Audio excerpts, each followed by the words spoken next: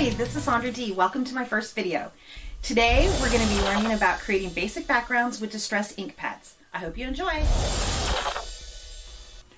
Welcome to Distress Basics, where we're going to learn how to create backgrounds with a couple of different techniques. The first thing you're going to need is a non-stick craft sheet, which is what this is right here. You get them and they're all rolled up. They're perfect not only for protecting your work surface, but also for some of the techniques we're going to use. They're really easy to clean up. With most inks, all you need to do is spray a little bit of water from a mini mister or other sprayer and use a cloth to clean up. If you do, though, get acrylic paint, for example, on it, or something thicker that sticks a little bit, all you have to do is use a craft scraper and scrape up that mess. So they're great. The other thing I always have on hand are some cloths. I just get these at the dollar store, and it saves on paper towels. I'd be going through a ton of paper towels if I use paper towels all the time. So I just have a bunch of these rags that I just throw into the wash every once in a while when they start getting inked up a little bit too much. The other thing is the mini mister. Great for putting water and also inks in. But today what we're going to be using it for is just to spray water. And the main important thing is the ink blending tool and foam. They're perfect for mess-free application of ink. The foam pads are replaceable, so you can change these out as you use different colors. I don't like to do that because I don't like messy fingers. So I have a lot of these applicators, and what I've done is I've labeled them. Like, see, you'll see this one says light brown and this one says dark brown. By the way, all my stuff has initials on it. I teach classes, so it's important to make sure I know what stuff's mine. If you're ever attending classes or crafting with other people, it's good to keep your initials on things so things don't get messed up. So that was just a side note. So in any event, I do mark different applicators with different colors. So I have light brown, medium brown, and dark brown and black. I also have one for my greens, my purples, my blues, pinks, reds, yellow, and orange. And that comes in handy because then I'm not having to constantly, like I already mentioned, replace these all the time. By the way, just a quick tip. If your Velcro ever comes loose from the base, you can just take a staple gun and staple it right back on there and it will stay, and you can keep putting foam back onto the applicator. So that's just a handy tip that I thought I would mention. Now the main thing that we're going to be working with today are the distress inks, and they come in a ton of fun colors. Some people thought that they only came in browns and really dark colors, but that's not true. There's all sorts of fun colors, like this is tumbled glass, picked raspberry, squeezed lemonade. So there's tons of fun colors, as well as some of the browns and blacks that you're used to seeing that create great distressed aged look. The nice thing about these are that the ink is translucent. It's a dye ink, so they're perfect for blending and layering. Plus the distress inks react to water, which can be really fun to get some really cool effects. You don't need to store these pads upside down. They're perfectly fine just like this. If they ever get a little dry, I first recommend trying the ink refresher. All you have to do is spray it on the pad, and oftentimes your pad will come back to life. This ink refresher works great for pigment and dye-based inks, and they also works good for water-based markers.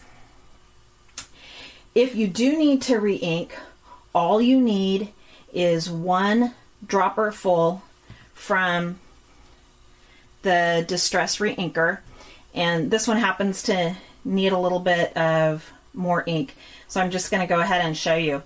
You just want to put the ink down onto the pad. Again, you only need one dropper full, and the best way to distribute it throughout the pad is just to take your craft scraper and scrape it along, and then you'll get a nice even layer of ink that will soak in for you. Distress ink works great on a lot of different surfaces, not just paper as you would think, and not just matte paper. You can use it on glossy paper, paper mache, mulberry paper, polymer clay, raw leather, fibers, and even canvas. So the possibilities are endless with these fun inks. Okay, the first thing we're going to do is to do some basic blending with the blending tool.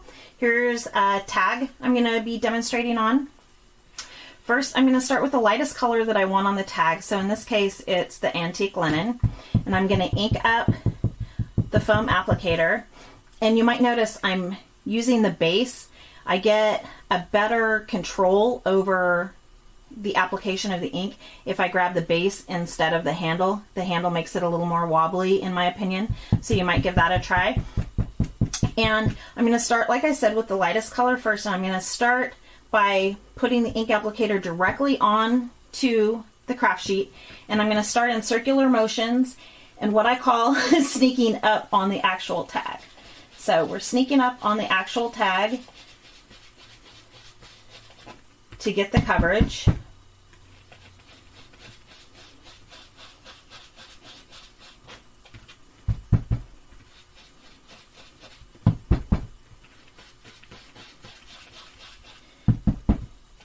And the harder you press down, the more ink coverage you're going to get. So you can get a real gradation in color just by using one color if you do your application lighter and then press harder in some areas. Then I'm going to go with my next darkest color, which in this case I'm using Vintage Photo, and I'm going to just follow up with Vintage Photo around the edges to get it a little bit darker. So it just creates more visual interest when you have multiple colors on your tag. Then next what I could do is add a little bit of black just around the edges, and then it gives it a real vintage looking distress look. So there's the plain tag that we started with, and there's one that's been inked with the blending tool using antique linen, Vintage Photo, and black soot. You can also use this technique on pattern paper. So for example, you might have some old scrapbook paper that you don't like so much anymore. This was a piece I had that I thought was a little bit boring for my current taste. So I just used some antique linen and some Vintage Photo and inked around the edges, and it gives it a totally different look, which I like this one a lot better. The other thing I like to use it on is tissue tape.